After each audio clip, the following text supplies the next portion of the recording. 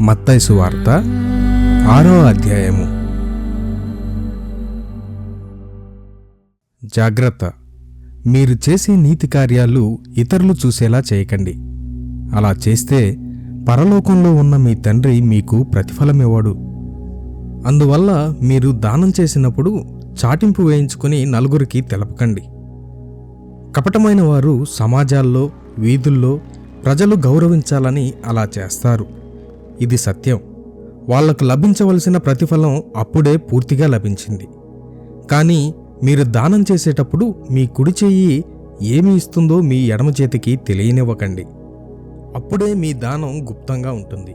అప్పుడు మీరు రహస్యంగా చేస్తున్నది చూసి మీ తండ్రి మీకు ప్రతిఫలం ఇస్తాడు. మీరు ప్రార్థించేటప్పుడు కపటుల్లా ప్రార్థించకండి. వాళ్ళు సమాజ మందిరాల్లో, వీధుల ప్రక్కన నిల్చొని నలుగురు చూడాలని ప్రార్థిస్తారు. అది వాళ్లకు ఆనందాన్ని ఇస్తుంది. కానీ వాళ్లకు లభించవలసిన ఫలితం వాళ్లకప్పుడే పూర్తిగా లభించిందని నిశ్చయంగా మీతో చెప్తున్నాను. మీరు ప్రార్థించేటప్పుడు గదిలోకి వెళ్లి తలుపు వేసుకొని రహస్యమందున్న మీ తండ్రికి ప్రార్థించండి. అప్పుడు రహస్యంలో ఉండే మీ తండ్రి మీకు ప్రతిఫలం ఇస్తాడు. అంతేకాక మీరు ప్రార్థించేటప్పుడు యూదులు కాని వాళ్ళ వలె మాట్లాడవద్దు. అలా చేయడం వల్ల దేవుడు వింటాడని వాళ్ళు అనుకుంటారు. వాళ్ళ వలె చేయకండి. మీకేం కావాలో మీరు అడగకముందే మీ తండ్రికి తెలుసు. కాబట్టి మీరీ విధంగా ప్రార్థించాలి. పరలోకంలో ఉన్న మా తండ్రి, నీ పేరు సదా పవిత్రపరచబడాలని మేము ప్రార్థిస్తున్నాము. పరలోకంలో నీ చిత్తం నెరవేరినట్లే ఈ లోకంలో కూడా నెరవేరాలని మేము ప్రార్థిస్తున్నాము.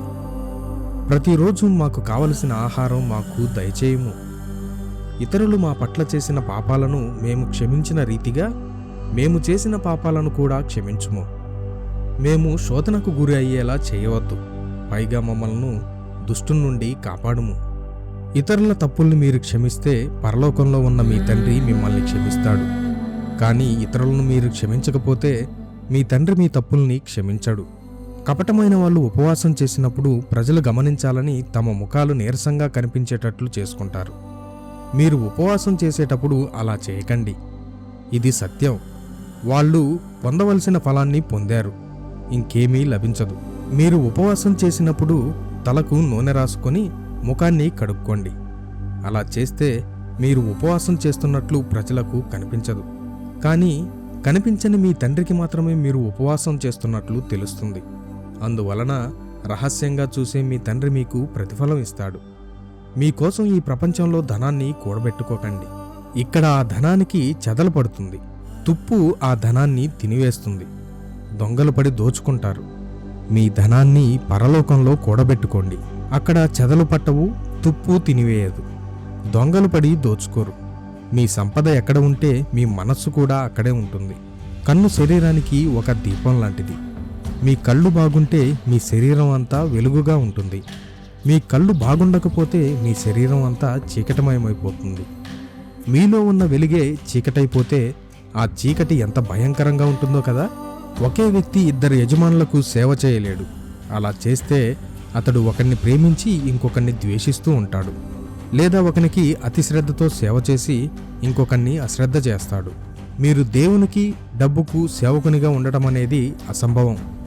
అందువల్ల నేను చెప్పేది ఏంటంటే, మీ జీవితాలకు కావలసిన ఆహారాన్ని గురించి కానీ, మీ దేహాలకు కావలసిన దుస్తుల గురించి కానీ చింతించకండి.